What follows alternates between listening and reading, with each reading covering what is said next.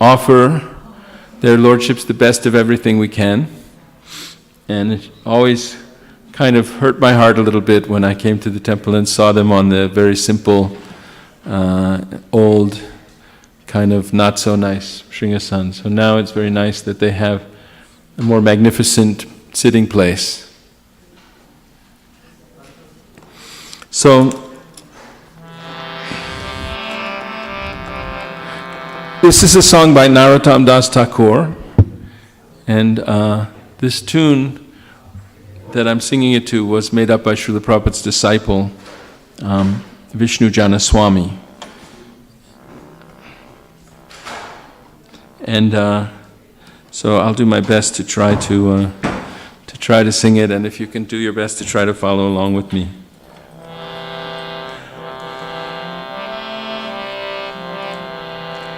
Before we start the words of the song, there's a kind of an introduction. Radha Krishna Pranamo Jugala Kishore Radha Krishna Pranamo Jugala Kishore Radha Jivana Marane Gati Aronahimo Jivane Marane Gati Aronahimo Radha Krishna Radha Krishna Radha Krishna Pranamo Radha Krishna Radha Krishna Radha Krishna Pranamo Radha Krishna Radha Krishna Jugala Kishore Radha Krishna Radha Krishna Yugala Kishore. Everybody. Kalindira Kule Keli Kadamberaban Kalindera Kule Keli Kadamberaban Ratana Bediru Paro Boshabodujan Ratana Bediru Paro Boshabodujan Shamagori Angedibo Shamagori Ange Dibo Chua Chandanera Gandha Shamagori Ange Dibo Chandanera Gandha Chamara Dulabo Kabe Heri Mukha Chandra Chamara Dulabo Kabe Heri Mukha Chandra Gati Amala Tirmala Gale Gati Amala Tirmala Dibodohara Gale Adhare Tuliya Dibo Karpura Tambule Adhare Tuliya Dibo Karpura Tambule Lalita Vishakadi Shaki Vrinda Jata Shaki Vrinda Lalita Vishakadi Jata Shaki Vrinda Agyaya Koribo Sheba Charanaravindo Agyaya Koribo Sheba Charanaravinda Shri Krishna Chaitanya Prabhu Radha Shiranudasha Shri Krishna Chaitanya Prabhu Dashiranudasha Shri Krishna Chaitanya Prabhu Dashiranudasha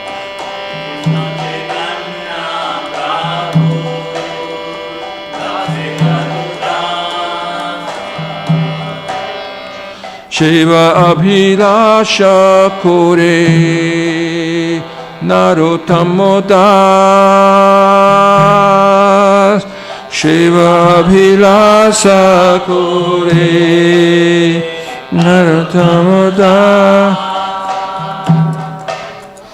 Radha Krishna Radha Krishna Radha Krishna Pranamo Radha Krishna Radha Krishna Radha Krishna Pranamo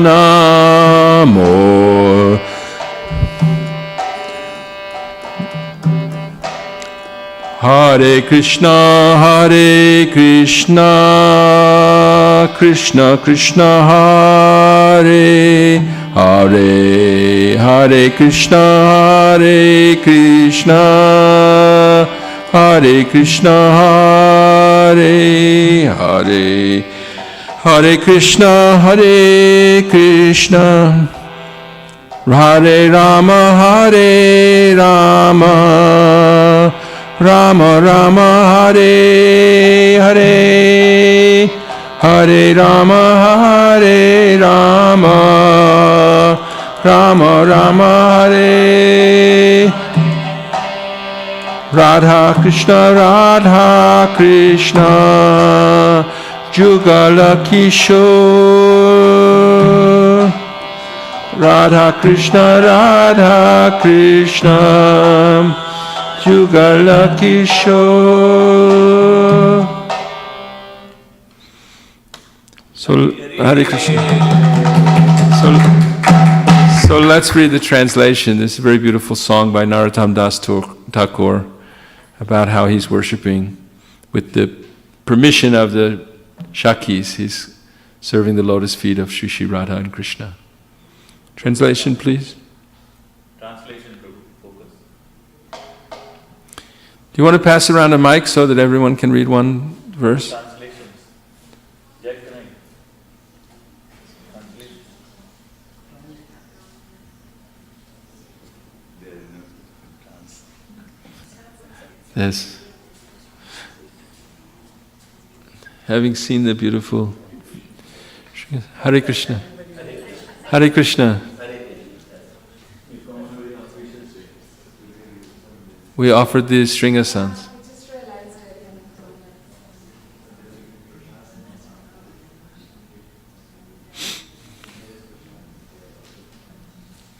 Well, I have the translation to the book here.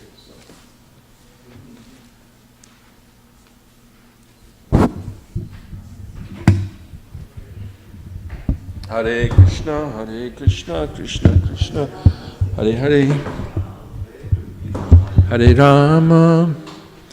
So, I'm reading the translation from this book. It may be a little different from what's on your screen.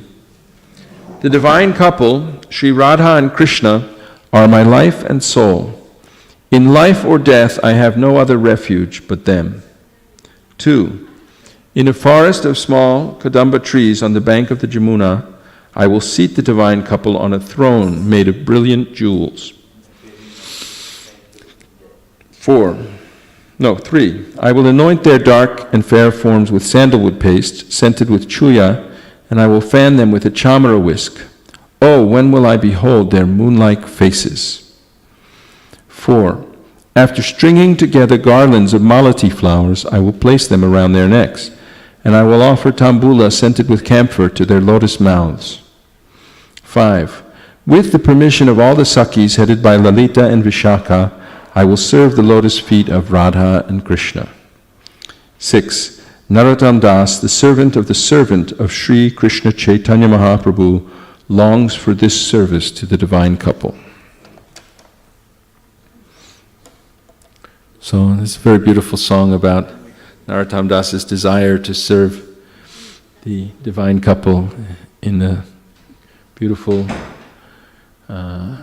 grove of Kadamba in Vrindavan, and offer them garlands and scents and water with camphor, and he identifies himself as servant of Sri Krishna Chaitanya. This was a special feature of Narottam Das Thakur's bhajans, that in Navadvip, mostly the devotees were singing about Lord Chaitanya and Lord Nityananda and the pastimes of Lord Chaitanya. And in Vrindavan, the devotees were singing about Radha and Krishna. And then Narottam Das Thakur was singing about both at the same time.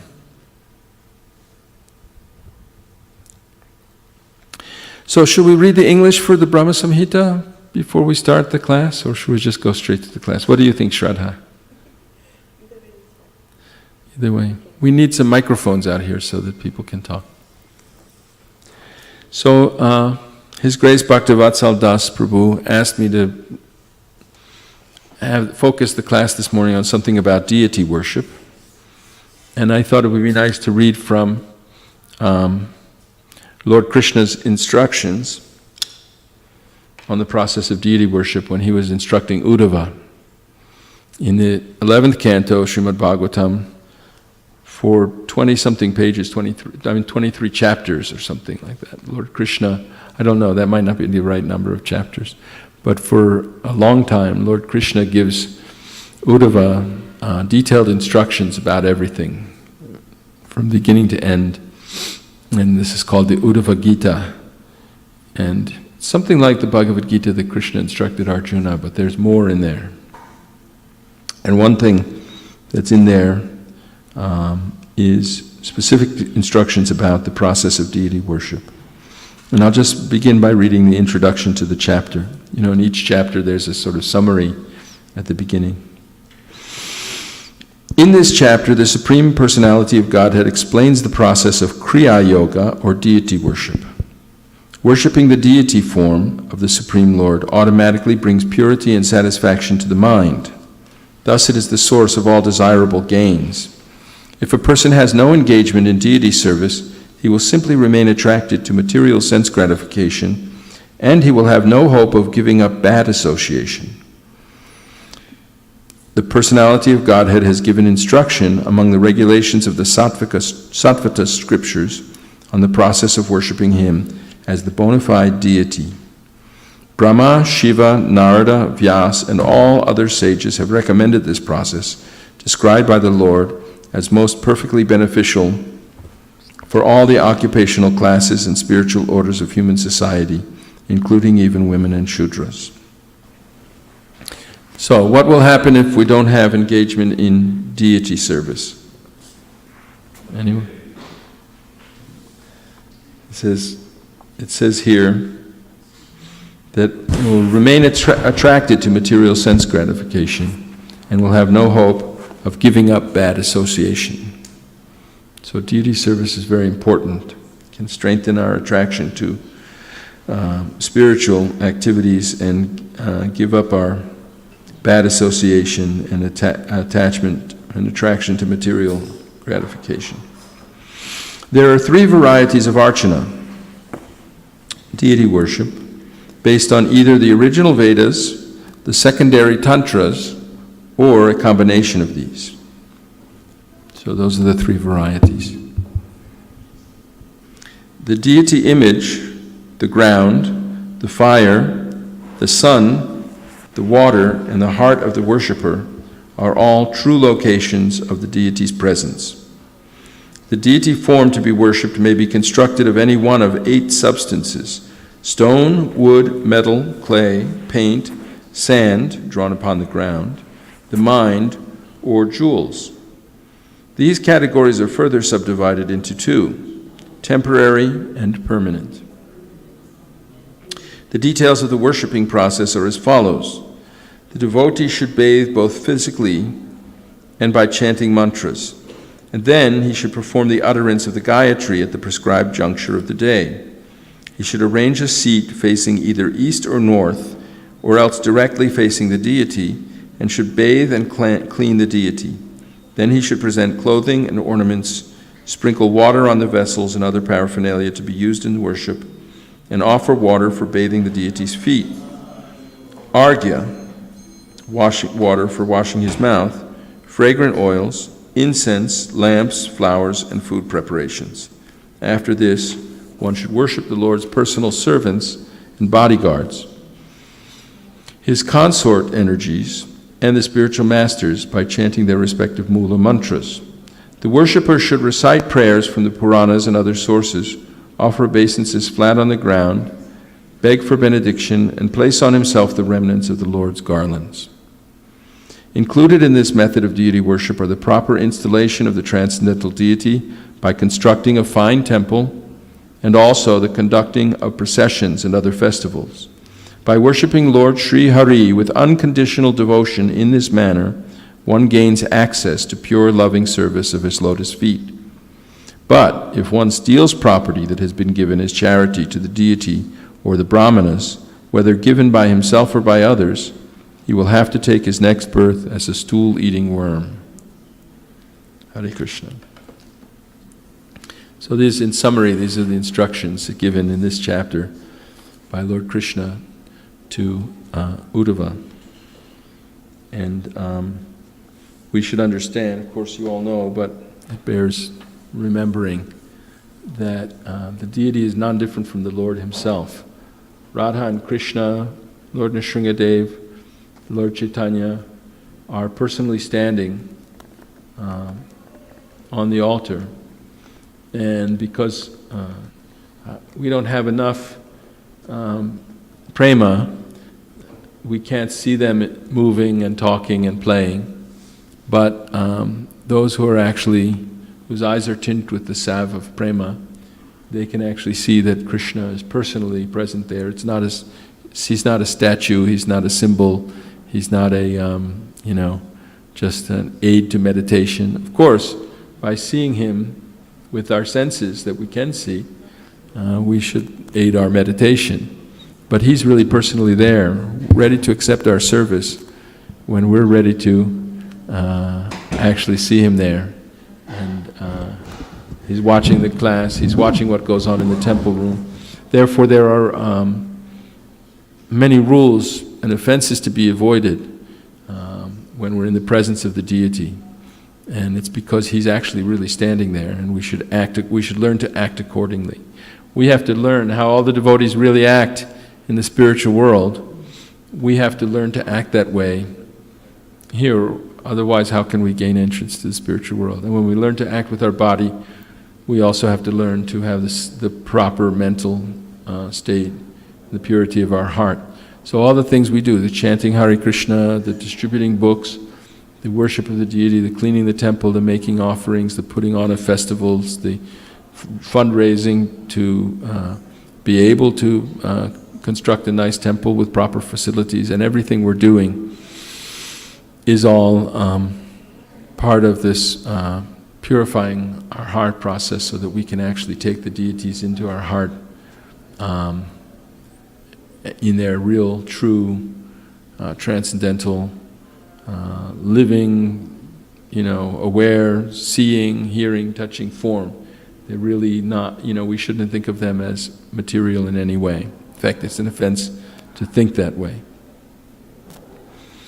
And so I wanted to read just some of the verses here. Does anybody have any comments or questions or anything to share so far? Want to say something about the Shringasans that we see today or anything? You have, okay, she has. So when you were talking about how we should have the eyes to see and the devotional service level to see that there is God there in reality, I was thinking about when I was in Jagannath Puri a couple of years ago, and so I had the good fortune of having a good panda who took us up all the way up to the altar on the Jagannath temple, and he actually took us behind the deities as well, because apparently Lord Jagannath and Baldev, they fight over food, and so they were pulling each other's hair, so he took us at the back and showed us there were some blood stains as well. So, yeah, so I was just thinking that you really require that level of devotional service to be able to see all that. And they say that they also hear noises of them fighting, because they're made of wood, so they make a lot of noise when they fight amongst them. So, yeah, that must be such a wonderful feeling to have. There are very many stories of devotees worshipping deities, and the deities actually jump off the altar and run around and do things. In fact, last Saturday, Bhakti Marg Swami came here. He's been walking around. He walked from the East Coast to San Francisco and then took us on a little tour with Guru Das of some of the places of Srila Prabhupada's pastimes in San Francisco. So I was reading on the internet that somewhere in Massachusetts or Vermont, or I think it was Massachusetts, I don't know, while he was walking this time across the United States, he was feeling fatigued, and the devotees convinced him to go take bath in a lake, just some lake along the side of the road in America somewhere. And he went into the lake with his devotees there with him, servants there with him, and he reached down and picked up a deity of Lord Ganesh that was in this lake in the United States. And he said, probably some Hindus in America now, they do some worship and then they leave the deity somewhere. But it was very surprising for him to just find a deity of Lord Ganesh, and he gave it to the disciple who's now worshipping that deity. But these are not ordinary things. I mean, we can try to make some ordinary, reasonable explanation. They used to say when I was a kid, I would see the ghost movies and things like that, and somebody would do something would happen real scary, a book would fall off the shelf or something, and then people would say, oh, but there's got to be a reasonable, logical explanation for why it happened, some non-supernatural. But supernatural things are going on. Krishna is beyond the rules of material nature, and material nature is acting under his instruction. And so yes, the deities, Lord Jagannath was pulling Lord Balaram's, and Balaram was pulling his hair.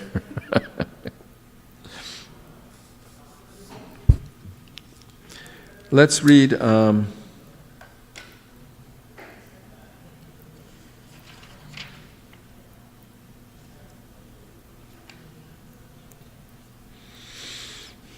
all right, let's read text 32.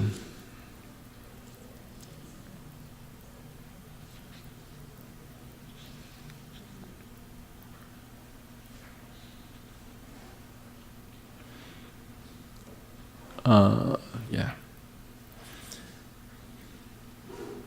Vastro pavita bharana patrasra gandha lepanahi alankurvita saprema madbhakto mang yatochitam Vastro pavita bharana patrasra gandhalepanahi alankurvita saprema madbhakto mang yatochitam Vastro pavita bharana patrasra gandhalepanahi alankurvita saprema madbhakto mang yatochitam Vastropavita bharana patrasra gandhalepanahi Alankurvita saprema Madbhakto mangyatochitam. Anyone, others chant? Vastro pravita bharana Patrasra gandhalepani Alankurvita saprema Madbhakto mangyatochitam.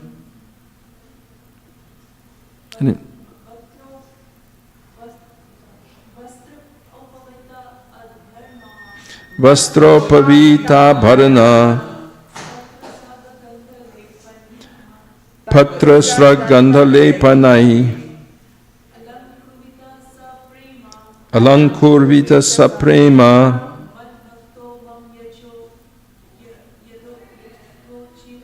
Madbhakto mangyatochitam. Shraddha, you want to do?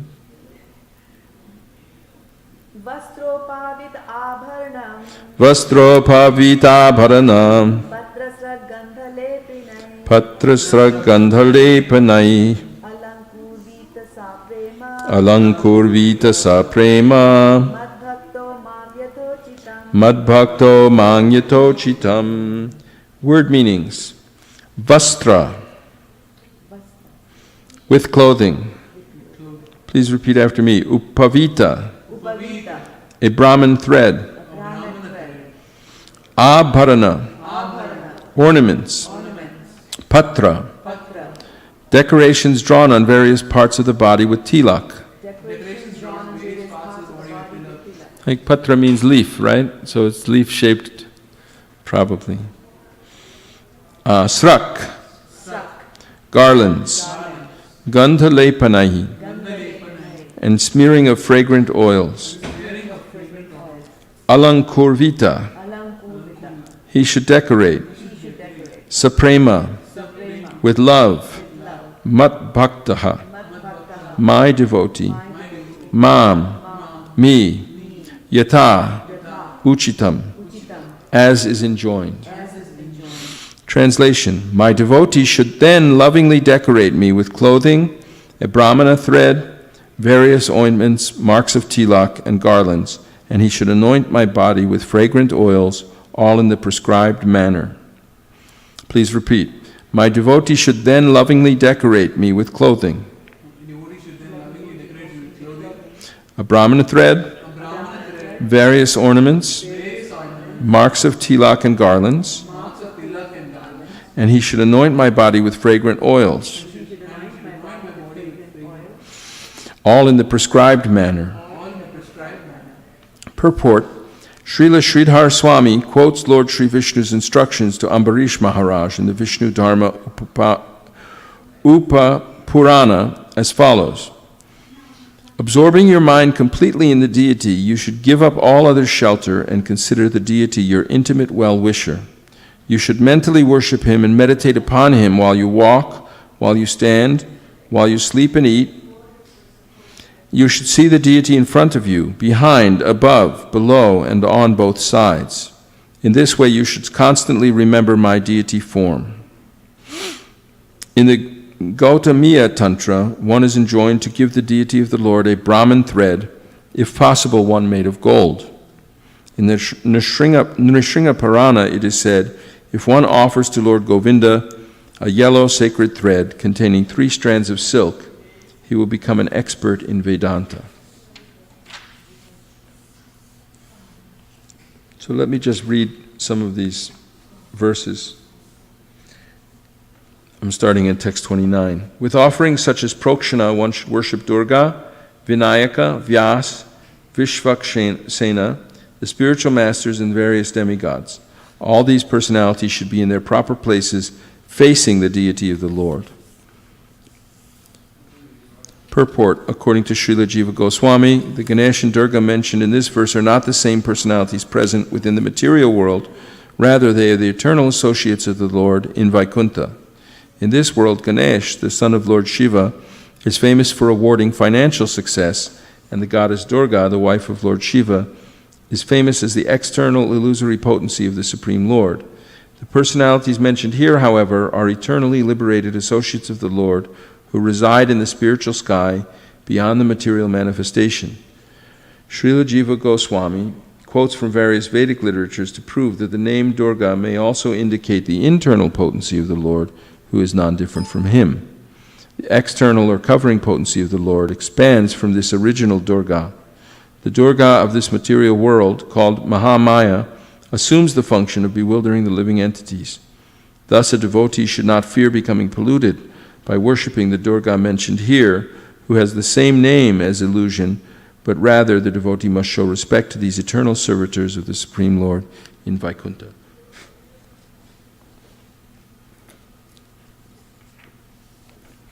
The worshipper should bathe the deity every day as opulently as his assets permit, using waters scented with sandalwood, ushira root, camphor, kumkum, and aguru. He should also chant various Vedic hymns, such as the Anuvaka known as Swarna Karma, and the Mahapurusha Vidya, the Purusha Sukta, and various songs of the Samaveda, such as Rajana and Rohingya.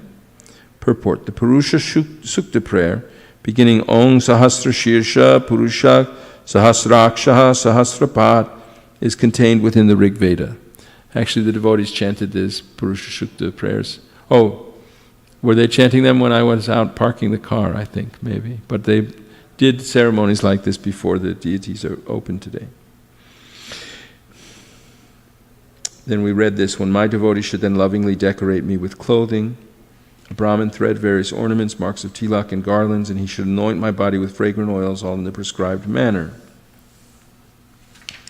On special occasions, and daily if possible, the deity should be massaged with ointment, shown a mirror, offered a eucalyptus stick for brushing his teeth, bathed with the 5 kinds of nectar, offered all kinds of opulent foods, and entertained with singing and dancing. Purport: Srila Vishwanath Chakravarti Thakur describes the process of deity worship as follows. First, the deity's teeth should be cleaned and his body massaged with fragrant oil and rubbed with vermilion, camphor powder, and so forth. Then he should be bathed with fragrant water and 5 kinds of nectar. Next, one should offer valuable silk garments and jeweled ornaments to the deity, smear his body with sandalwood paste, and offer him garlands and other gifts. After this, one should hold a mirror in front of the deity and then offer fragrant oil. Oh, they're not following it? We're on text 35, purport of text 35, Canto 11, chapter 27.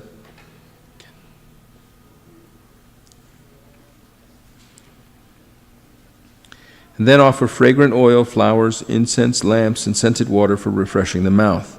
One should also offer all types of palatable foods, fragrant water, betel nuts, garlands, arati lamps, a bed to rest on, and so on. One should also fan the deity and perform instrumental music, singing and dancing. This deity worship must be performed on special occasions, like religious holidays, or else, if one can afford it, daily. According to Srila Sridhar Swami, Ekadashi is an appropriate day for performing special deity worship. Hare Krishna, welcome.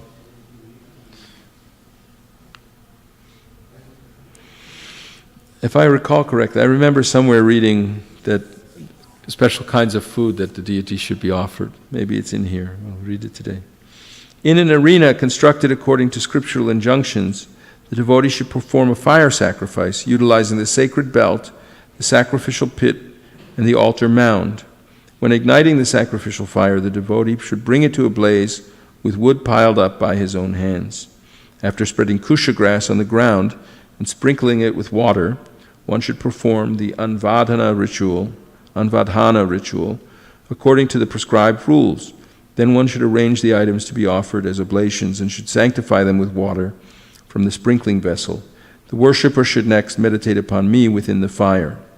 Purport: Srila Jiva Goswami mentions that one should meditate upon the Lord as the supersoul within the sacrificial fire. We're hearing a lot that according to the prescribed rules, and that's deity worship, it's very important not to manufacture anything, but to follow the prescriptions of the acharyas. I remember I was on traveling Sankirtan bus, and the pujari there was named, what was his name? Ramacharya? I think it was Ramacharya. I'm not sure his name anymore. But he was an expert seamstress and who would make all kinds of wonderful clothes. And previously, this was Vishnu Janaswami's bus. And previously they had gone to recruit devotees by going to college campuses and putting on performances. They called it the Traveling Roadshow. The name, the Traveling Roadshow, or the Roadshow, was a reference to the fact that Krishna's pastimes are always going on somewhere. Even in the material universes, when he finishes up his pastimes in one universe, his pastimes are already going on in some other universe, so that it's eternal within the material world as well as within the spiritual world. Except that sometimes the material world is dissolved and into the body of Mahavishnu and then reawakens. So that's the traveling roadshow, that Krishna's performing his pastimes in a traveling roadshow. So Ramacharya Prabhu had made sort of psychedelic costumes with lightning bolts and all kinds of things for the traveling roadshow, and it was making such things for the deities, and Srila Prabhupada stopped it, and he said that we have to not be creative in the clothes we're dressing the deities with. We should dress them traditionally. I heard one pujari in Banki Bihari or something put like blue jeans on Krishna, and then he lost his position there. And we shouldn't try to be creative. The intelligent devotee should meditate upon that form of the Lord. We can be creative in how to distribute books and how to reach conditioned souls and everything, but in deity worship we should just follow the authorities, the traditions. The intelligent devotee should meditate upon that form of the Lord whose color is like molten gold, whose 4 arms are resplendent with the conch shell, disc, club, and lotus flower, and who is always peaceful and dressed in a garment colored like the filaments within a lotus flower. His helmet, bracelets, belt, and fine arm ornaments shine brilliantly. The symbol of Srivatsa on his chest, along with the glowing Kaustuba gem and a garland of forest flowers. The devotee should then worship the Lord by taking pieces of firewood soaked in the sacrificial ghee. Thank you. Hare Krishna. And then throwing them into the fire. He should perform the ritual of Aghara, presenting into the fire the various items of oblation drenched in ghee. He should then offer to 16 demigods, beginning with Yamaraj, the oblation called Shrishtikrit, reciting the basic mantras of each deity, and the 16-line Purusha Sukta hymn. Pouring one oblation after each line of the Purusha Sukta, he should utter the particular mantra, naming each deity. Srila Prabhupada has simplified the process of deity worship. Already, Sanatan Das Goswami in Hari Bhakti Vilas has laid out the process of archana for devotees in Gaudiya Vaishnava Sampradaya. And Srila Prabhupada simplified it even further. When we were in San Francisco last week, Guru Das was telling how unsophisticated the first devotees were in San Francisco. They came and started a temple in San Francisco. They already had a temple in New York, and I don't know if the Buffalo Temple had started yet. I know in 1968 the Buffalo Temple swelled with devotees, that some devotees had gone up there, Rupanuga Prabhu and some others had gone up preaching and giving a class at the State University of New York in Buffalo. And many, many of the senior devotees joined during that class. Trivikram Swami, Bhagavan, I don't remember the names of all the devotees. One of Bhagavan's friends, Loka Mangala, anyway. But in San Francisco, Mukunda came out to start a temple to take advantage of the migration of hippies out west to San Francisco. And he recruited Malati and Shyamasundar. And the devotees were there in the Haight-Ashbury where, maybe 100,000 young teenager, very young American kids left their parents and came to take LSD and live without rules and create a new way of life, and there were, hundreds of them, thousands of them, all taking LSD and behaving without any restriction. And the temple was feeding them prasadam and giving them a place to come. They would say when they take LSD, they can't sleep at night. They would come in the morning while they were coming down and come to the Krishna temple to chant. And it was, Allen Ginsberg and others were recommending them. This is a good place to come so you don't freak out on your drugs. You can come here and become peaceful and chant. And Guru Das told us that for a long time, they had like an altar where Srila Prabhupada would sit on the stage to give the lecture. And for some reason or another, the devotees had installed on that altar an American Indian totem pole. One of these big things with a thunderbird on top and, different carvings on the way down, different. And Srila Prabhupada didn't tell them take that away. He let them do whatever they wanted. He was so tolerant. And eventually they learned to take it away. And we all know the story, those of us who saw the movie that came out recently, of how Shyamasundar was given instructions to carve the first deity in ISKCON, the Lord Jagannath deity, after Malati had found the deity and brought it to Srila Prabhupada in the Cost Plus store. Actually, she shoplifted the deity. And Srila Prabhupada had already instructed her not to steal. That was another story that Guru Das told us. It was in the Chasing Rhinos book. If those of you who haven't read the Chasing Rhinos book, it's an amazing story of how hippies became devotees. But there used to be, from the Frederick Street Temple, across the street, there was some kind of market, maybe even the same market that's still there. And a delivery truck would come up, and they would have boxes of butter on the truck. And while the man went in to do business on the store, Malati would come behind and take a box of butter and take it back to the kitchen. And of course, they were like Robin Hoods. They were stealing these things, offering it to Krishna, then distributing it to the hippies. But Srila Prabhupada had a room upstairs. By the way, I don't, those of you who maybe weren't there and don't know, one lady, I think she's an aspiring disciple, or maybe she's a disciple of Srila Radhanath Swami. She's a yoga teacher and a healer and has all these qualities. She went to rent a room in San Francisco in the Haight-Ashbury district, and she rented this room without knowing anything about it. And then some devotees told her, right underneath the room that your apartment is that laundromat down there used to be the first temple in San Francisco. And she was surprised to hear that. And then she started asking around, and she found that actually her very room, because that's an apartment she's on the 3rd floor, and there's probably 4 or 5 units on each floor, but the very one that she's in, on the 3rd floor, is the one that Srila Prabhupada used and made his office. He had a suitcase, and he put it down as his desk, and there was a photograph in that room that they passed around to us where Prabhupada was talking to Allen Ginsberg in that very room. So he could look out the window. It had this nice curved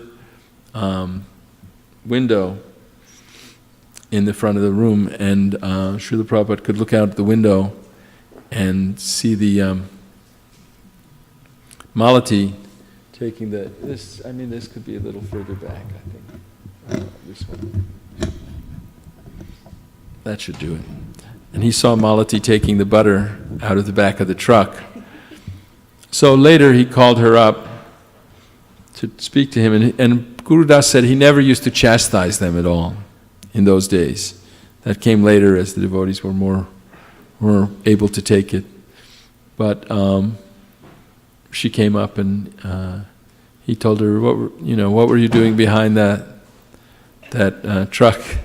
I see, and he told her actually the devotees shouldn't steal anything. He tried to get her to understand that she shouldn't steal. Of course, later she stole Lord Jagannath. Guru Das said the instructions didn't always immediately take effect. But he told her that she shouldn't steal anything. But he told her that if you do steal something, at least stealing butter is something that Krishna himself did, so you're following Krishna's footsteps. But that was one of the first times that Srila Prabhupada, chastised someone. So, once again, he should offer the deity water for washing his mouth, and he should give the remnants of the Lord's food to Vishvaksena. Then he should present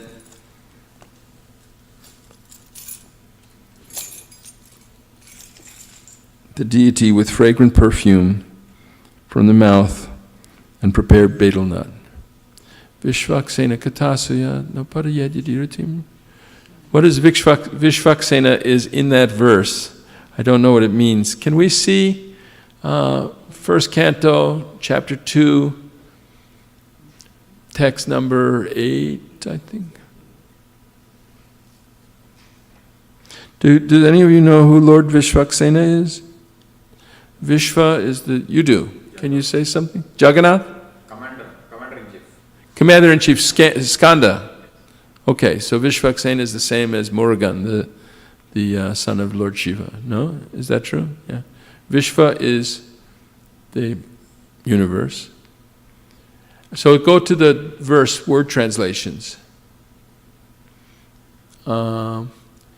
Vishvaksena, the personality of Godhead, plenary portion, it says. Okay, that's all it tells us.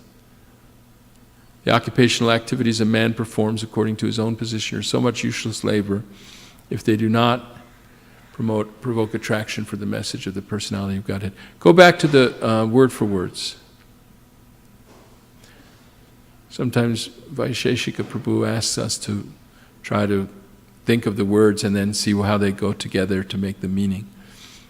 Dharma, occupation. Svanushtita, executed in terms of one's own position, pungsam, of humankind. Vishvaksena, the personality of Godhead, plenary portion. Katasu, in the message of Yaha, what is. Na, not. Utpadayat, does produce. Yadiratim, if attraction. Shrama, useless labor. Eva, only he. Certainly, kevalam, entirely. So the occupational duty, activities a man performs. Okay, so Vishvaksena is mentioned here as a plenary portion of the Supreme Personality of Godhead. Singing along with others, chanting loudly and dancing, acting out my transcendental pastimes, and hearing and telling stories about me, the devotee should for some time absorb himself in such festivity. Purport. A devotee engaged in regulative worship of the Supreme Lord should sometimes become ecstatically absorbed in chanting and hearing the pastimes of the Lord, dancing, and other festivities. The word muhurtam, for some time, indicates that a devotee should be careful not to neglect his regulative principles and service to the Lord in the name of so-called ecstasy. Although one may be ecstatically engaged in chanting, hearing, and dancing, he cannot give up the formality of regulated service to the Lord. Sometimes Lord Krishna's servants feel symptoms of ecstasy, such as faltering voice, tears in the eyes, and being stunned and things, shivering. But in order to perform their service, they try to make sure that they don't have that symptom, so that they can go on fanning the Lord or doing whatever service they're doing for Him without interruption. The devotee should offer homage to the Lord with all kinds of hymns and prayers, both from the Puranas and from other ancient scriptures, and also from ordinary traditions. Praying, "O Lord, please be merciful to me," he should fall down flat like a rod to offer his obeisances. Placing his head at the feet of the deity, he should then stand with folded hands before the Lord and pray, "O my Lord, please protect me, who am surrendered unto you. I am most fearful of this ocean of material existence, standing as I am in the mouth of death." So here's a particular prayer that's being recommended by Krishna himself for us to pray. We should learn to pray according to the prayers that we've heard from the great authorities. This is a very nice one. O my Lord, please protect me, who am surrendered unto you. I am most fearful of this ocean of material existence, standing as I am in the mouth of death. Praying in this way, the devotee should respectfully place upon his head the remnants I offer to him. And if the particular deity is meant to be sent away at the end of the worship, then this should be performed. The devotee once again placing the light of the deity's presence inside the light of the lotus within his own heart. So some deity worship is done where the deity remains permanently in one place, and some where he goes at the end of the ceremony. And in that case, the devotee should carry him in his heart until he comes back again. Whenever one develops faith in me, in my form as the deity, or in other bona fide manifestations, one should worship me in that form. I certainly exist both within all created beings and also separately in my original form, since I am the Supreme Soul of all. Purport: the Supreme Personality of Godhead is worshipped according to the faith of a particular worshipper. The deity form, Archa, is specifically mentioned here because deity worship is essential for spiritual progress.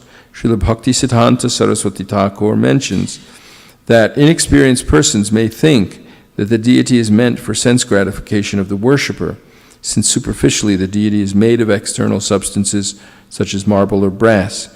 But through the process of installing the deity by chanting of authorized mantras, one invites the Supreme Personality of Godhead to enter the deity form. By regulated, faithful worship, one gradually understands that the deity is completely non-different from the Supreme Lord himself. At that stage, on the strength of deity worship, one rises to the second-class platform of devotional service. At this more developed stage, one desires to make friendship with other devotees of the Lord, and as one becomes solidly established in the community of Vaishnavas, one completely gives up material life and gradually becomes perfect in Krishna consciousness. So worship of the deity is a perfect process for actually coming to the full point of love of Krishna. And first we have to learn to actually see the deity as non-different, as the Supreme personally present himself. And then we can see him everywhere and in everything. And at that stage, one wants to make friends with devotees and associate with devotees. Text 49. By worshipping me through the various methods prescribed in the Vedas and Tantras, one will gain from me his desired perfection in both this life and the next. Text 50. The devotee should more fully establish my deity by solidly constructing a temple, along with beautiful gardens. These gardens should be set aside to provide flowers for the regular daily worship, special deity processions, and holiday observances. Purport: wealthy, pious persons should be engaged in constructing temples and gardens for the pleasure of the deity. The word dridham indicates that the most solid means of construction should be employed.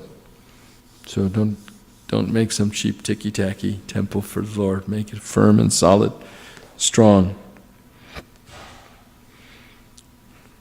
Pujadinang pravahartang mahaparvashu atanuhaham kshetrapana purograman dattva mat sharshtitam iyat. One who offers the deity gifts of land, markets, cities, and villages, so that the regular daily worship and special festivals of the deity may go on continually, will achieve opulence equal to my own. Purport: by placing tracts of land in the deity's name, there will be regular income for opulent deity worship, both from rent and from agricultural production. A worshipper who makes the arrangements mentioned above will certainly achieve opulence like that of the personality of Godhead. Of course, pure devotees, they don't desire any opulence, not even liberation. To have opulence equal to the Krishna's is one of the kinds of liberation, of the 5 kinds. It's called Sharshti.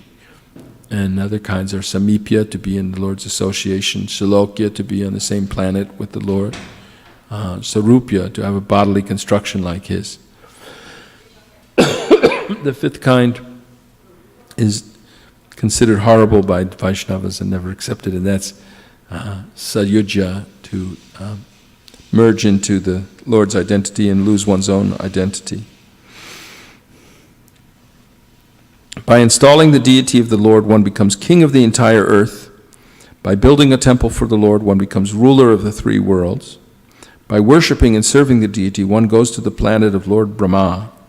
And by performing all three of these activities, one achieves a transcendental form like my own. So this is another one of the kinds of liberation. Mam eva nairapekshena bhakti yogena vindati bhakti yogang salabhata evang yak pujayeta mam. But one who simply engages in devotional service with no consideration of fruit of results attains me. Thus, whoever worships me according to the process I have described will ultimately attain pure devotional service unto me. Purport: the previous two verses were spoken by the Lord to attract those interested in fruit of results. And now the ultimate purpose of worshipping Lord Krishna is described. The ultimate goal in life is Lord Krishna himself. Love for the Lord is the highest bliss, although ordinary people cannot understand this. So these are important things to meditate on. This is the goal of all our devotional service. Many people perform different kinds of rituals and religious ceremonies, sacrifices, and other performances, and even observing rules of Dharma and so forth, considering in mind how it will benefit them. In the beginning of Bhagavad Gita, Arjuna is making seemingly intelligent arguments, but he's missing the main point. He's talking about, how will we be benefited by fighting the war? Won't we incur sin? Won't the families become polluted? Won't society become corrupted? How will we enjoy the kingdom when we enjoyed it at the cost of the lives of our friends and relatives and even our superiors? And so he was making all these arguments seemingly based on scriptural, reasons that you could find, that you could argue, you could back up by Vedic authority. But then he was completely confused and he surrendered to Lord Krishna, and Lord Krishna just mildly smiled, beginning to smile, prahasaniva, and told him that while he was speaking learned words, he wasn't acting like a pundit. He wasn't showing. He was mourning for, or lamenting for things that real wise people do not lament for, because they know the spiritual dimension in life, and so they're not concerned about, how will we enjoy our kingdom.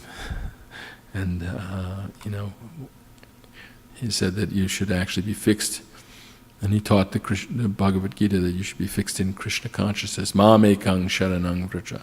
So we heard that also here, that one should take complete shelter in the deity form of the Lord, and exclusively. And that's the goal of life, to actually become. Of course, we should do our duties. We shouldn't do anything crazy. We shouldn't, court misfortune in any way. We should try to do whatever the spiritual master has prescribed. And specifically, Srila Prabhupada has prescribed for us the task of distributing Krishna consciousness throughout the world, and opening temples as described here, and offering Krishna villages and cities.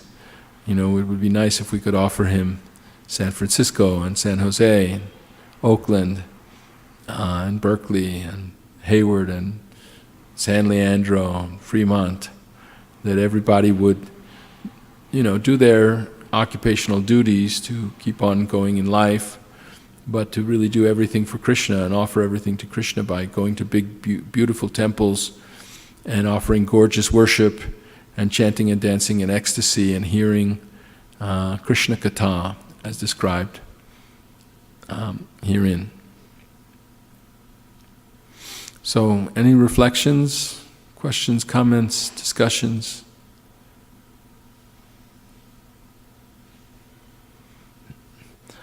All right. Well, I think that we should read the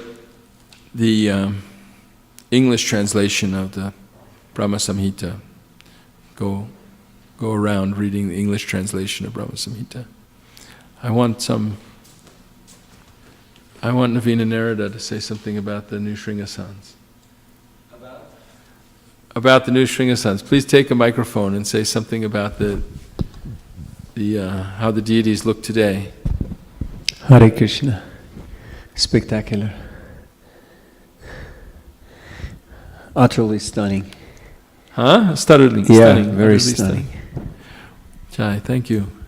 We haven't gotten backdrops yet made for these altars. It's a little bigger than the other altar. Somehow I see that they've been able to improvise, and we're getting special backdrops made, which will take a little time. Made in India, I believe. I'm not sure, so I shouldn't say.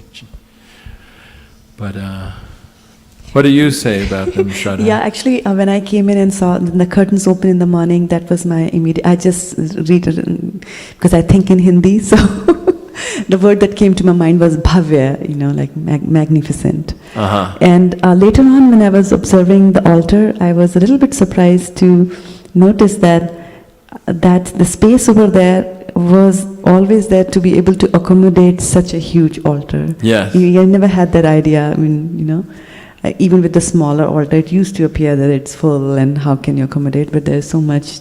I think that's Krishna's expanding potency. That's because you have transcendental vision. I always saw the altar and I felt like, why is there this little tiny altar on this big space? That's because I was not seeing the deities in their full magnificence. But now it's very nice to be able to offer them this nice, more appropriate altar. Of course, it would be better to make one made of jewels and gold, like Narottam Das Thakur is singing about an altar made out of jewels that he installs the deities on. But that's not possible for us. Also, it would attract thieves. And I was also thinking that with the big altar now, everything else has to become big, like flower decorations, more flowers, bigger garlands. And I was just thinking that at the next festival, it'll be a lot of hectic activity. But fun. But And our bhakti has to become bigger and bigger to match the altar. that's true, yeah. Actually, what you said is kind of like essence and summarizing what you have been reading from Srimad Bhagavatam today. Like it went through all the processes and do's and don'ts, and these are all. But in the end, it just says that the main thing is that you should be worshipping Right. Krishna. Right. First, he says 2 verses that to attract people who are interested in liberation. And he says, if you build a temple, and and so forth, you can have the opulences of Krishna. And if you do these other things, I don't remember the exact. Well, I just read it a minute ago. Shows my Kali Yuga brain. But he says that we can. One is to have the opulences, and one is to have a bodily form like him. And those kind of things attract the mind of fruitive people who tend to. I was speaking to one atheistic man the other day, and I was telling him about Krishna consciousness, and he said, I don't do any religion. He said, what has God done for me? That was his realization. What he didn't realize that even the air he breathes and anything he's got in life and anything he cherishes and is should be grateful for is coming from God, but he didn't have that vision. But instead he was thinking, I'm misfortunate, and if there was a God, he would make me more fortunate, so that I don't believe in God, or I'm not interested in God. Why should I do something for him if he's not going to do something for me, kind of thing. And of course he's missing the whole point, which is that doing something for God is the goal. If we were able to do something nice for God, then we're very fortunate. It's not that we do something nice for God because we expect to get money, or we expect to get fame, or we expect to get a beautiful body or a big education or anything in return. That's when Prahlad Maharaj was speaking to Lord Nrsingadev. Lord Nrsingadev asked him to request one boon. And Prahlad Maharaj said, I'm not a vanik. I'm not coming here to do business with you. I love you. That's why I'm serving you. So I don't expect anything in return. But Lord Nrsingadev said, yes, you have to ask a boon anyway. So then he said, I don't need anything for myself, but I'm concerned about the poor fools like my father who don't know that loving you is the highest thing in life. So please protect them from Maya. And this is the mood of our Krishna consciousness movement, that we're not seeking anything from devotional service except to increase our bhakti. That we want to remember always that, like that prayer said, that we're standing in the jaws of death and that we're surrendered to Krishna, and let Him protect us and let Him maintain us and let us go on just serving Him. It's not that we need, we need anything for ourselves, any material remuneration. Shraddha? Actually, I just wanted to share a small reflection.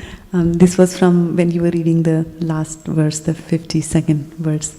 So where it said, by installing the deity of the Lord, one becomes the king of the entire earth. And so when it comes to this temple and, beautifying this temple, adding things, setting up the kitchen, the thrones for the altar and things like that, I always think about Jagarini Mataji, because she has been so much involved and she has been so much instrumental into that. So as I was reading this, I was just thinking, she was involved and instrumental in installing the deity of the Lord. And then she said, so she'll become the king of the entire earth. And I was like, that's not something that she really wants. Then as you were reading, you said, okay, by building a temple, I said, well, she did that, let's see what you get. And then it said, one becomes ruler of the three worlds. And I was like, that's not something that she really wants and she's looking for. Then by worshipping and serving the deity, one goes to the planet of Lord Brahma. Like, not that. And then he said, but by performing all three of these activities, one achieves a transcendental form like mine. I was like, yes. She wants that transcendental form. And she'll get it. Beautiful it says form. in the scripture. But she's been working very, very hard. She's been, getting up early, chanting her rounds, and constantly from morning to night working on getting this. It doesn't seem so hard, but arranging and things, also negotiating with everybody. There was some mix-up in the way the delivery, the customs and the delivery happened, and it cost more money, and she was able to negotiate and get the carvers to give us a discount because of their mistake they had put on the form San Francisco. But she had to get the lights, the marble, she had to arrange for Chaitanya Charitamrita to come from Texas to help, put the deities together, and then, she's been very, very, all the little details. She took me to some marble shops, and I was looking at, these more busy granite and quartzite slabs and thinking, that's exciting, we could have something like that. But fortunately, Jagarini and Nirkola and Dhriti got a more simple, not a busy, full of different kinds of colorful veins and everything, but marble that goes with the altar itself and is more stately and subdued, It takes an eye of, doing things correctly, aesthetically. And so it's a big yajna just to offer them a nice sitting place. And I was also thinking about Chaitanya Prabhu actually when I saw him come from Texas, and I was thinking that how certain devotees are kind of designated to do it, no matter where they are. Yeah. I mean, like if you're working in an organization, you move to another state, then somebody else does your work here in California. But in his case, he was called all the way from there, and that itself says a lot. Yeah. Yeah. Well, he certainly has the talent for building and fixing things and installing things and everything. And he's part of this community. He was here from the very beginning. And now his wife is a principal of a school in Houston, Texas, and a devotee school. And we miss them.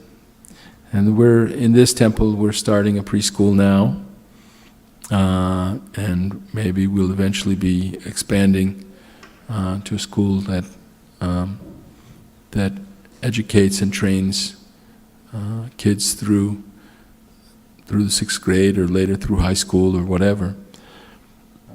I see, when I go driving around, I see there's churches.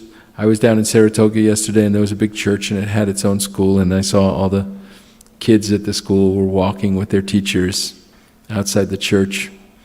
And we should also be able to offer a very fine education, and by doing that, but offer them a devotional education as well, and attract people to send their kids to this school. It should become a respectable and reputed school where the students who graduate come out to be leaders of society. Because who should be the leaders of society but devotees of Krishna, actually? And it will attract people to become devotees by bringing their kids to the devotional school and learning what the kids are learning, and seeing the good qualities, the values and the good qualities that are to be instilled in students of self-control, tolerance, humility, Samo Dhamma Tapak Shocham Kshantir. No, I'm thinking of a different verse. What's the verse about the brahmacharis? I don't remember, but it's the same. Brahmacharyena tapasa, samena cha, dhammena cha. That's a different verse too. There's a verse about how the devotees in school, the children in school, are supposed to learn values of cleanliness, truthfulness, tolerance, humility, mercy, compassion, and to become, perfect human beings in this way. By being devotees of Krishna, then all the good qualities of the demigods become prominent in one's character. This Daivi Sampat. Vaisheshika often talks about these verses in the beginning, the first few verses of chapter 16, the last 12 or so, no, maybe less, 8 verses or something of chapter 12. Maybe even less than that, but the verses that Krishna is describing, the qualities of his devotees that make them dear to him. And Srila Prabhupada is often quoting this verse from the 5th canto. I believe it's being prayers that are led by Prahlad Maharaj. But it says, Yasyasti bhaktir bhagavatya kinchana sarvair gunas tatra samasate suraha harav abhakteshu kuto mahadgunan manorate nasata dhavato buhi. So it's saying that, first of all, it's saying that whoever is a devotee will develop all these good qualities of the suras. And then it says, what good qualities can the non-devotees have? Because their minds are materially distracted, and so they may have a veneer of good qualities, but they will. A devotee can have those qualities very strongly, very fixed in the core of their being, whereas non-devotees will be seeking material enjoyment just by their nature. You have to have one or the other. Even the Christians, they say, Jesus said you can't serve Mammon and God at the same time. So you're either serving Krishna. Of course, there's mixed devotional service, that's described by Lord Kapila Dev. But basically, when you actually, the more and more you serve Krishna, the more and more pushes out any thought of enjoying separately from Krishna. You don't want to be separate from Krishna at all. So all thoughts of material enjoyment are conquered and completely vanquished. And those devotees who have become fixed that way in devotional service and taking complete surrender to Krishna, they have very specially have all the good qualities, and you won't find them having any bad qualities. And if by chance you do, because they haven't quite given up some bad habit or something like that, Krishna admonishes us that we still should consider them saintly because of their proper situation in devotional service, and very quickly they will become righteous. Right? Verses 9, 30, 31. Right? Kshiprang bhavati dharmatma shashvat shantam parangatim. So let's get we have them up on the board here. Let's just recite them. We'll go around in a circle. Everybody recites 5 verses, and I'll start. Krishna, who is known as Govinda, is the Supreme Godhead. He has an eternal, blissful spiritual body. He is the origin of all. He has no other origin, and he is the prime cause of all causes. The spiritual place of transcendental pastimes of Krishna is portrayed in the 2nd verse. The super excellent station of Krishna, which is known as Gokula, has thousands of petals and a corolla like that of a lotus, sprouted from a part of his infinitary aspect, the world of the leaves being the actual abode of Krishna. The whirl of that transcendental lotus is the realm wherein dwells Krishna. It is a hexagonal figure, the abode of the indwelling, predominated, and predominating aspect of the Absolute.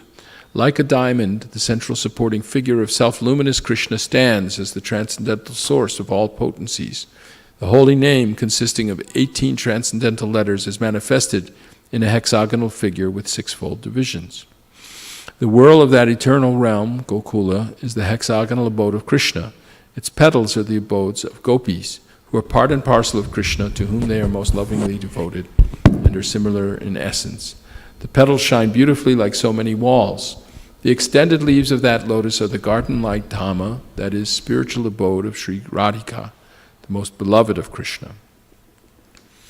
The surrounding external plane of Gokula is described in this verse. There is a mysterious quadrangular place named Shvetadvipa surrounding the outskirts of Gokula. Shvetadvipa is divided into 4 parts on all sides. The abode of Vasudeva, Sankarshana, Pradyumna, and Aniruddha are separately located in each of these 4 parts.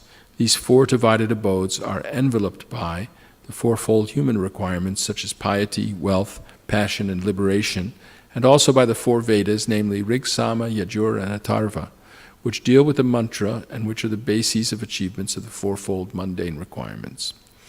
10 tridents are fixed in the 10 directions, including the zenith and nadir.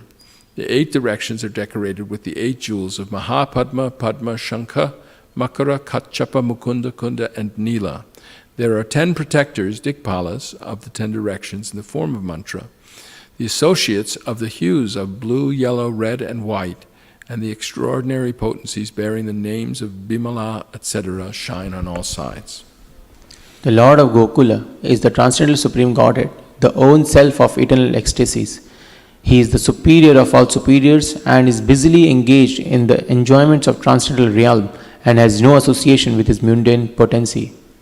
Krishna never consorts with his illusory energy, still her connection is not entirely cut off from the absolute truth. When he intends to create the material world, the amorous pastime, in which he engages by consorting with his own spiritual potency Rama, by casting his glance at the deluding energy in the shape of sending his time energy, is an auxiliary activity. Next. The secondary process of association with Maya is described. Rama Devi, the spiritual chit potency, beloved consort of Supreme Lord, is the regulatrix of all entities. The divine plenary portion of Krishna creates the mundane world. At creation, there appears a divine halo of the nature of his own subjective portion, Swamsha. This halo is divine Shambhu, the masculine symbol of or manifested emblem of the Supreme Lord. This halo is the dim twilight reflection of the supreme eternal effulgence. This masculine symbol is the subjective portion of divinity who functions as progenitor of the mundane world, subject to the supreme regulatrix, Niyati. The conceiving potency in regard to mundane creation makes her appearance out of the supreme regulatrix. She is Maya, the limited, non-absolute apara potency, the symbol of mundane feminine productivity. The intercourse of these two brings forth the faculty of perverted cognition, the reflection of the seed of procreative desire of the Supreme Lord. Next. All offspring of the consort of the great Lord Maheshwara of this mundane world are of the nature of embodiment of the mundane masculine and feminine generative organs. The person embodying the material causal principle, which the great Lord of this mundane world Maheshwara, Shambhu, in the form of male generating organ, is joined to his female consort, the limited energy Maya, as the efficient causal principle. The Lord of the world Mahavishnu is manifest in him by his subjective portion in the form of his glands.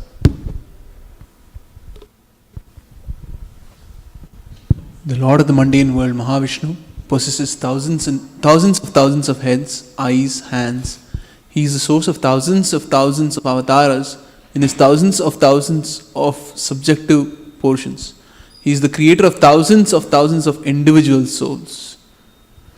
The same Mahavishnu is spoken of by the name of Narayana in this mundane world. From that eternal person is sprung the vast expanse of water of the spiritual causal ocean. The subjective portion of Sankarshana, who abides in Paravyoma, the above supreme Purusha, with thousands of subjective portions, reposes in the state of divine sleep, Yoga Nidra, in the waters of the spiritual causal ocean. The spiritual seeds of Sankarshana, existing in the pores of skin of Mahavishnu, are born as many golden sperms. These sperms are covered with 5 great elements. The same Mahavishnu entered into each universe as his own separate subjective portions. The divine portions that enter into each universe are possessed of his majestic extension. That is, they are the eternal universal soul, Mahavishnu, possessing thousands of heads. The same Mahavishnu created Vishnu from his left limb, Brahma, the first progenitor of beings, from his right limb, and from the space between his 2 eyebrows, Shambhu, the divine masculine manifested halo. Hare Krishna. The function of Shambhu is relation to Jivas is that this universe enshrining the mundane egoistic principle has originated from Shambhu. Thereupon the same great personal Godhead, assuming the threefold forms of Vishnu, Prajapati and Shambhu, entering into the mundane universe, placed the pastimes of preservation, creation and destruction of this world. This pastime is contained in the mundane world, hence it is being perverted. The Supreme Lord, identical with Mahavishnu, prefers to consort with the goddess Yoganidra and constituent of his own spiritual potency, full of ecstatic trance of eternal bliss appertaining to his own divine personality. When Vishnu, lying in the ocean of milk, wills to create this universe, a golden lotus springs from his navel pit. The golden lotus with its stem is the abode of Brahma, representing Brahmaloka or Satyaloka. Before this conglomeration, the primary elements in their nascent state remained originally separate entities. Non-application of the conglomeration process is the cause of their separate existence. Divine Mahavishnu, primal Godhead, through association with his own spiritual potency, moved Maya by the application of the conglomerating principle, creating those different entities in their state of cooperation, and after that he himself consorted with Yoganidra by way of his eternal dalliance with his spiritual potency. By conglomerating all those separate entities, he manifested the innumerable mundane universes and himself entered into the inmost recess of every extended conglomerate, Virat Vigraha. At that time, those jivas who had lain dormant during the cataclysm were awakened. Hare Krishna. Shraddha?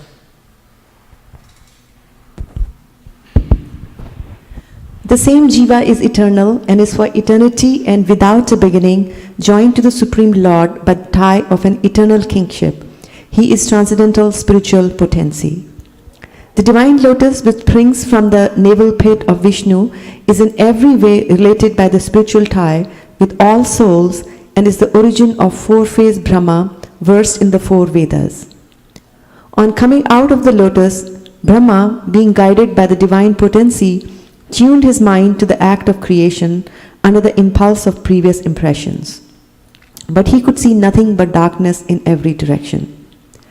Then the goddess of learning Saraswati, the divine consort of the Supreme Lord, said thus to Brahma, who who saw nothing but gloom in all directions.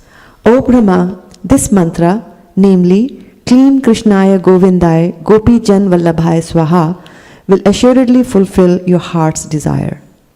O Brahma, do thou practice spiritual association by means of this mantra, then all your desires will be fulfilled.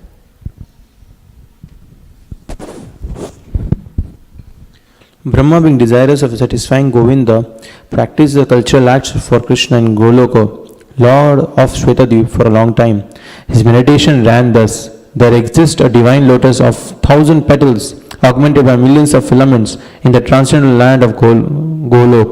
On its wall there exists a great divine throne on which is seated Sri Krishna, the form of eternal effulgence of transcendental bliss, playing on his divine flute resonant with the divine sound with his lotus mouth. He is worshipped by its amorous milkmaids with their respective subjective portions and extensions, and also by his external energy, who stays outside, embodying all mundane qualities. Then Gayatri, mother of the Vedas, being made manifest, that is, imparted by the divine sound of the flute of Sri Krishna, entered into the lotus mouth of Brahma, born from himself through his 8 ear holes. The lotus-born Brahma, having received the Gayatri, sprung from the flute song of Sri Krishna, attained the status of the twice-born, having been initiated by the supreme primal preceptor, Godhead himself. Enlightened by the recollection of that Gayatri, embodying the 3 Vedas, Brahma became acquainted with the expanse of the ocean of truth. Then he worshipped Sri Krishna, the essence of all Vedas, with this hymn: I worship Govinda, the primeval Lord, the first progenitor, who is tending the cows, yielding all desire, in abodes built with spiritual gems, surrounded by millions of papas trees, always served with great reverence and affection by hundreds of thousands of Lakshmis or Gopis. I worship Govinda, the primeval Lord, who is adept in playing on his flute, with blooming eyes, with lotus petals, with head decked with peacock's feather, with a figure of beauty tinged with the hue of blue clouds, and his unique loveliness charming millions of cupids. I worship Govinda, the primeval Lord, round whose neck is swinging a garland of flowers beautified with the moon locket, whose 2 hands are adorned with the flute and jeweled ornaments, who always revels in pastimes of love, whose graceful threefold bending form of Shyamasundar is eternally manifest. I worship Govinda, the primeval Lord, whose transcendental form is full of bliss, truth, substantiality, and is thus full of the most dazzling splendor. Each of the limbs of that transcendental figure possesses in himself the full-fledged functions of all the organs, and eternally sees, maintains, and manifests the infinite universes, both spiritual and mundane. I worship Govinda, the primeval Lord, who is inaccessible to the Vedas, but obtainable by pure, unalloyed devotion of the soul, who is without a second, who is not subject to decay, is without a beginning, whose form is endless, who is the beginning and the eternal Purusha, yet he is a person possessing the beauty of blooming youth. I worship Govinda, the primeval Lord, only the tip of the toe of whose lotus feet is approached by the yogis, who aspire after the transcendental and betake themselves to pranayama by drilling the respiration, or by the jnanis who try to find out the non-differentiated Brahman by the process of elimination of the mundane, extending over thousands of millions of years. I worship Govinda, the primeval Lord. Oh, he is an undifferentiated entity, as there is no distinction between potency and the possessor thereof. In his work of creation of millions of worlds, his potency remains inseparable. All the universes exist in him, and he is present in his fullness in every one of the atoms that are scattered throughout the universe at one and the same time. Such is the primeval Lord whom I adore. I adore the same Govinda, the primeval Lord, in whose praise men who are imbued with devotion sing the mantra suktas told by the Vedas, by gaining their appropriate beauty, greatness, thrones, conveyances and ornaments. I worship Govinda, the primeval Lord, residing in his own realm, Goloka, with Radha, resembling his own spiritual figure, the embodiment of the ecstatic potency possessed of the 64 artistic activities, in the company of her confidants, Sakis, embodiments of the extensions of her bodily form, permeated and vitalized by his ever blissful spiritual rasa. I worship Govinda, the primeval Lord who is Shyama Sundara, Krishna himself with inconceivable, innumerable attributes, whom the pure devotees see in their heart of hearts with the eye of devotion, tinged with the salve of love. I worship Govinda, the primeval Lord, who manifested himself personally as Krishna and the different avatars in the world in the forms of Rama, Nrsimha, Vamana, etc., as his subjective portions. I worship Govinda, the primeval Lord, whose effulgence is the source of the non-differentiated Brahman mentioned in the Upanishads. Being differentiated from the infinity of glories of the mundane universe, appears as the indivisible, infinite, limitless truth. Hare Krishna. I worship Govinda, the primeval Lord, who is the absolute substantive principle, being the ultimate entity in the form of the support of all existence, whose external potency embodies the threefold mundane qualities, viz. Sattva, Rajas and Tamas, and diffuses the Vedic knowledge regarding the mundane world. I worship Govinda, the primeval Lord, whose glory ever triumphantly dominates the mundane world by the activity of his own pastimes, being reflected in the mind of recollecting souls as the transcendental entity of ever blissful cognitive rasa. The lowest of all the located Devi Dhama, mundane world, next above it is Mahesha Dhama, abode of Mahesha. Above Mahesha Dhama is placed Haridhama, abode of Hari, and above them all is located Krishna's own dream named Goloka. I adore the primeval Lord Govinda, who has allotted their respective authorities to the rulers of these graded dreams.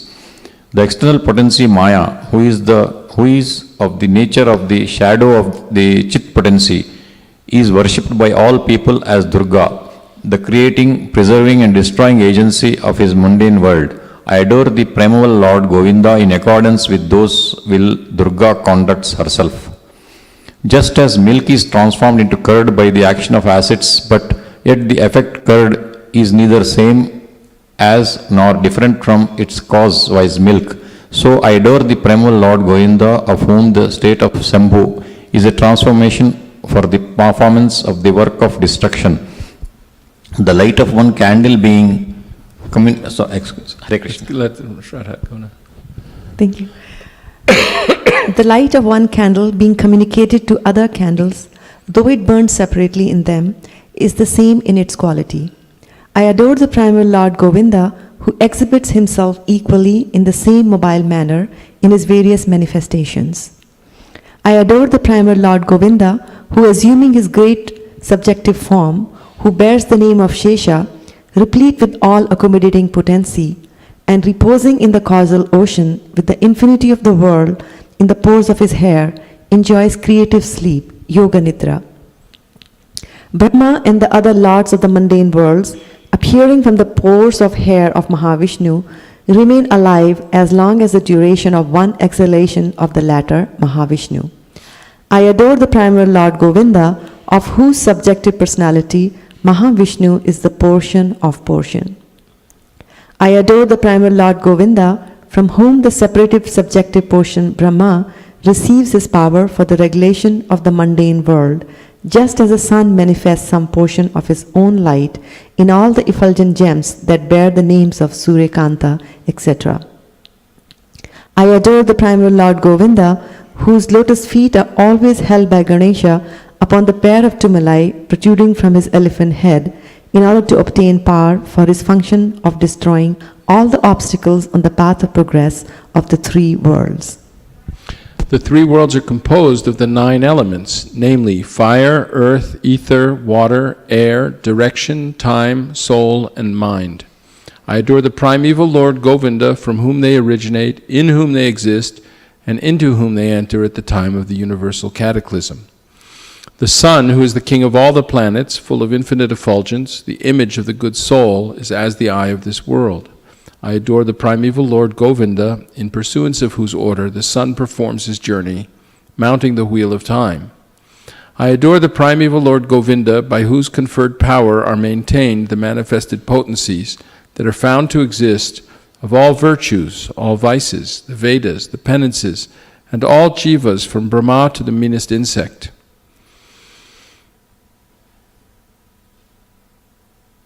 I adore the primeval Lord Govinda, who burns up to their roots all the fruitive activities of those who are imbued with devotion, and impartially ordains for each the due enjoyment of the fruits of one's activities of all those who walk in the path of work, in accordance with the chain of their previously performed works, no less in the case of the tiny insect that bears the name of Indragopa than in that of Indra, king of the Devas. I adore the primeval Lord Govinda, the meditators of whom, by meditating upon him under the sway of wrath, amorous passion, natural friendly love, fear, parental affection, delusion, reverence, and willing service, attain to bodily forms befitting the nature of their contemplation. I worship the transcendental seat known as Shvetadvipa, whereas loving consorts, the Lakshmis, in their unalloyed spiritual essence, practice the amorous service of the Supreme Lord Krishna as their only lover. Where every tree is a transcendental purpose tree, where the soil is the purpose gem, all water is nectar, every word is a song, every gait is a dance, the flute is the favorite attendant. Effulgence is full of transcendental bliss, and the supreme spiritual entities are all enjoyable and tasty. Where numberless milk cows always emit transcendental oceans of milk, where there is eternal existence of transcendental time, who is ever present and without past or future, and hence is not subject to the quality of passing away even for the space of half a moment. That realm is known as Goloka only to a very few self-realized souls in this world. On hearing these hymns containing the essence of the truth, the Supreme Lord Krishna said to Brahma, Brahma, if you experience the inclination to create offspring by being endowed with the real knowledge of the glory of Godhead, listen, my beloved, from me to this science set forth in the following 5 shlokas. When the pure spiritual experience is excited by means of cognition and service, bhakti, super excellent unalloyed devotion characterized by love for Godhead, is awakened towards Krishna, the beloved of all souls. The highest devotion is attained by slow degrees by the method of constant endeavor for self-realization with the help of scriptural evidence, theistic conduct, and perseverance in practice. These preliminary practices of devotion, sadhana bhakti, are conducive to the realization of loving devotion. Loving devotion, than whom there is no superior well-being, who goes hand in hand with the attainment of the exclusive state of supreme bliss, and who can lead to myself.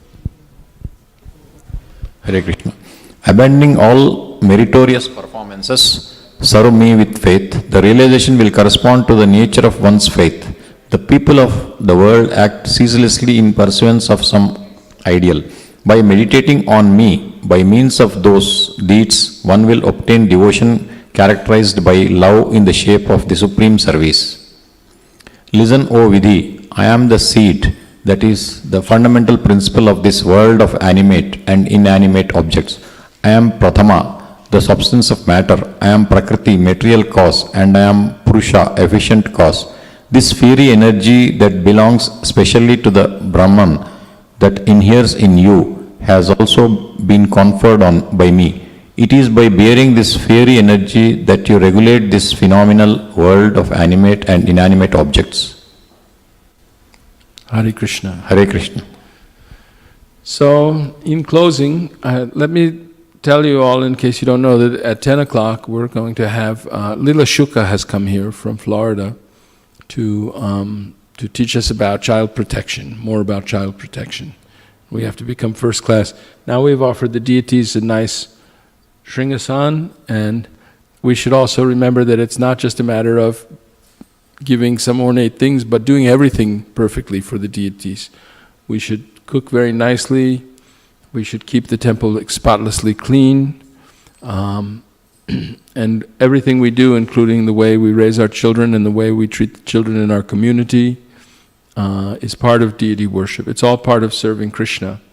And, going out on Sankirtan and book distribution, we're going out to introduce people, to bring them to see the deities.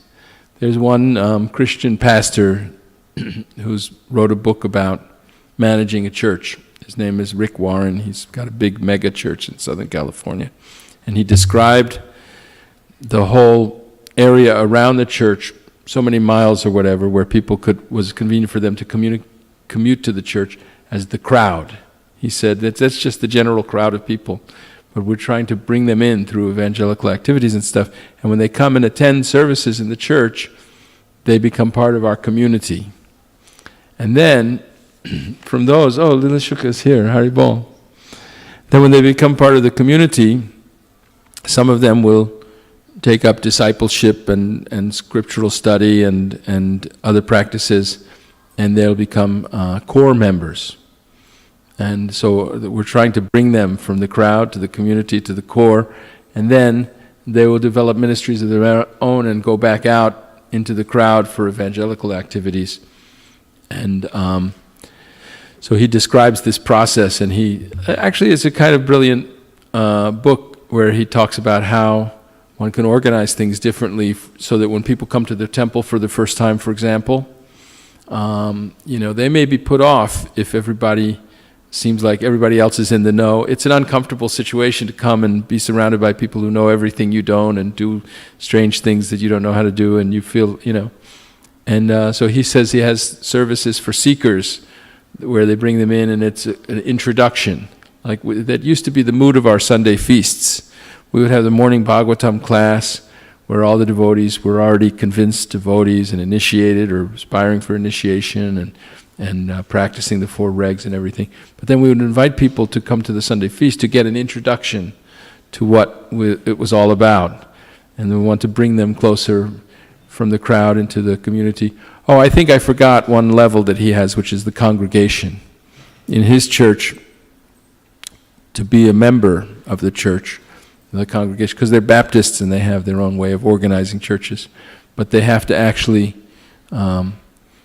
sign vows that they'll be members of the congregation, and one of the things they have to do is perform so much service each month, and also give 10% of their income to the church. Anyway, this is how they do it in the Southern Baptist Convention or whatever he comes from. I don't know. So he had those levels: the crowd, the community, the congregation, the core, and then the ministers, the lay ministers, who would then go out and bring people back in. So I thought that was an interesting thing in his book. There's a lot of interesting things in his book. And Vaisheshika liked the book.